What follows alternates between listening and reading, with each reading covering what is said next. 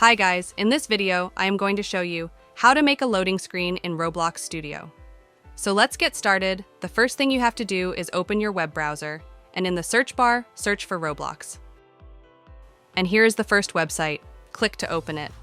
Now here, first you need to log in with your account. Once you logged in, then on the top here, from these options, click on this option, Create.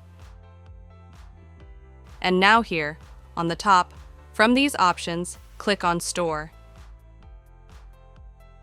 And in the store here, you can get many different vehicles, structures, lights, text, and other. You can get anyone because all of free. So basically, we are looking for main menu here. So, in the search bar, search for main menu guy. And here are all the available main menu on the Roblox. If I scroll down, and here you can also go to other pages to find more main menu. And then select anyone that you like the most, and then click on it. Like I am choosing this one, so simply click on it. And now here you can read its description and also check its reviews. So now, just simply click on Get Model here, and this item has been added to your inventory. Now you can find this main menu in your inventory. Just go back to Roblox Studio, and here in the Home tab, click on Toolbox here, and then click on Inventory icon here, and you can find that main menu here. Or you can also tab on this button, Try in Studio, and then click on this button, Open Roblox Studio, and you are redirect to Roblox Studio with this main menu. And here we are.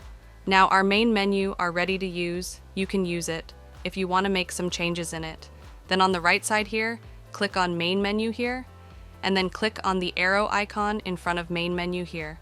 And here you can find many options to make changes in it. You can change its thumbnail camera, its logos, and its logo's color.